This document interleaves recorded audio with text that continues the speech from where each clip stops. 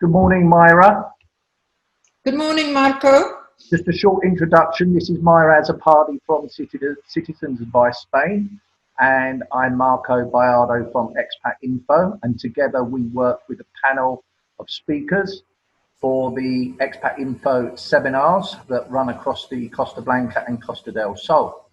We are here to do a short promo about the content and why you should book your place, and a little update from Myra, as we haven't seen much of Myra since the last event earlier this year before the lockdown. So, nice to speak to you again, Myra. Nice to speak to you and everyone watching. Let's kick off this promo video firstly about where we are for the viewers regarding the rights to remain and the residency for the transition period that ends on the 31st of December this year. Where are we with that, Myra? Well, we, as you are aware, because you had to cancel various meetings because the law did not allow us to do these during the state of alert, and you've now set up a wonderful dates to have what we call maybe social seminars, so people will come and have social distancing and have a table, have drinks and have a meal, so it will be quite an event. We'll be at a social event with information.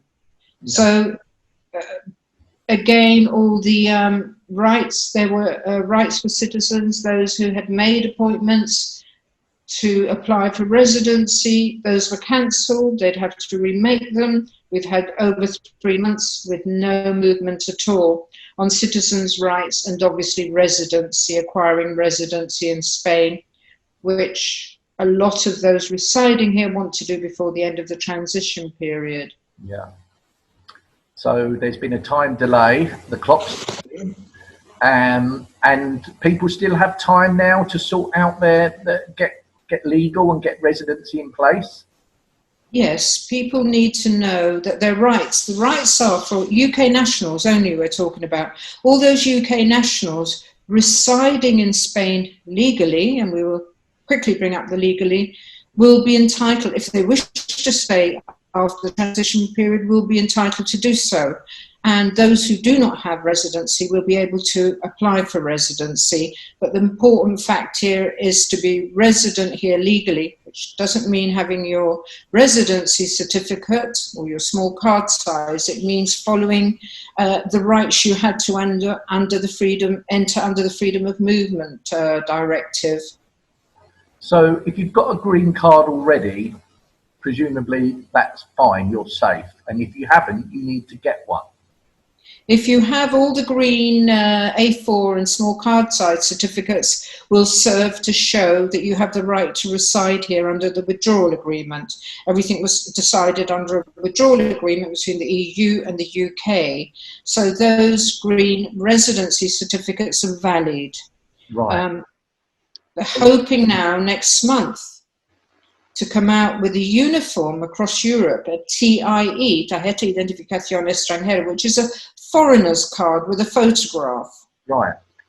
They're going to, not the ones we already know issued to non-EU, but these will be specially issued to UK nationals and their non-EU family members, which will also show that you are entitled to reside under the withdrawal agreement. So if you're applying now for residency, let's say you missed your appointment due to the coronavirus lockdown and state of alarm. Now, would you be able to go straight for the TIE without having to worry about the green card? What they say, and we say what they say because there's changes monthly, if not weekly, the Spanish government are now saying that by next month, which on the first week of July, the TIA should be ready. Those applying, they're saying up to the 30th of June will likely get the green certificates. That's fine. Those applying after or during the first week in July should be able to get the TIE directly. No guarantee. Both are going to be valid because both will evidence your rights under the withdrawal agreement. So yes, now go online to make your appointments, get your lawyers or whoever's doing your appointments to go ahead. Now this is important because a lot of people are concerned that they may not get an appointment before the 31st of December 2020. Remember, you need proof that you are residing here. If for some reason you do not get that appointment, you will still have your rights.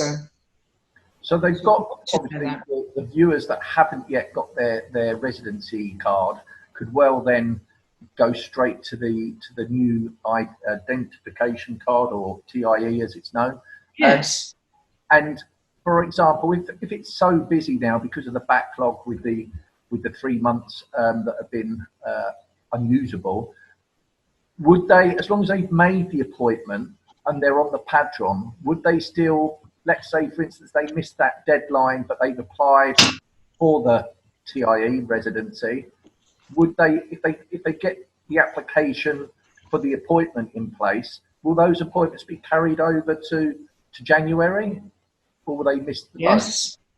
Yes, though remember, there's one thing is what the withdrawal agreement says, and another thing how the Foreigners Office act and how informed they are. Usually, I hate to say it, not very informed, so it may be a good idea to get some assistance, some legal help. You can talk to us in September.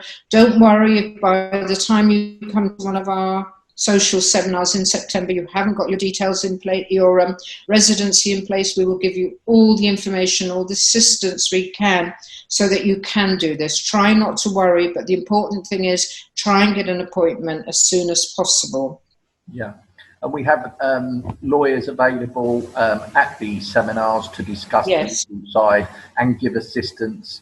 If you actually go to the website, you will see on the Expat Info website the dates for all the seminars, the addresses, and also the links to the lawyers and the other panel of speakers.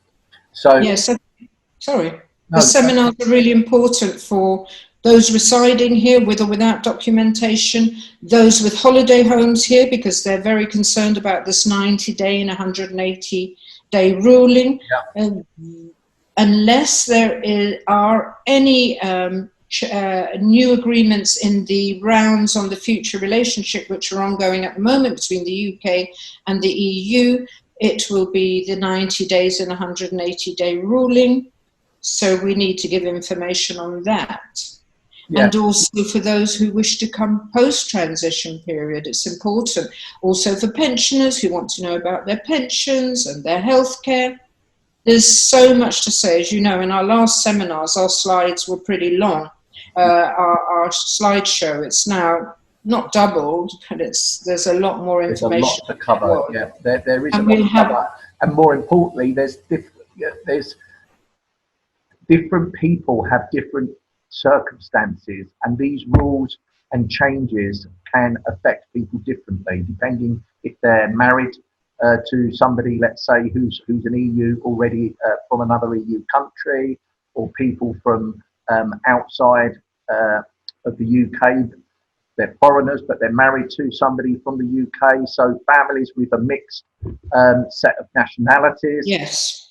And the holiday home thing is obviously a very concerning one, because there's a lot of Brits with holiday homes that are used to coming for periods that would be now out of the allowance of the 90 days within the 180 days. But as you say, Myra, that could change between now and during the talks. That could change, and we don't know what the outcome of that is. No, I follow the talks on the future relationship. As I followed for the last nearly 4 years now, all the Brexit negotiations. And it is really important for everybody, no matter what your situation is, working, self-employed or employed. It's really important to come and get updated information and facts, because we only work from the directives, the law, Spanish royal decrees and withdrawal agreement. Lots of misinformation.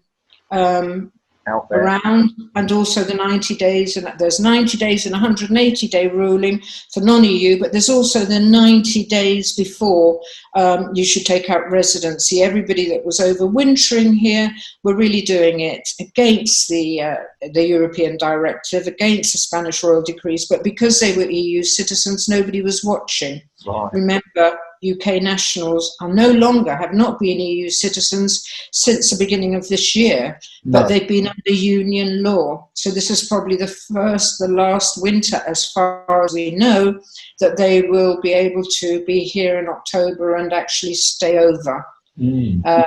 So it's really important for anything you can imagine. It just doesn't cover residency, as we said, covers social security, coordination,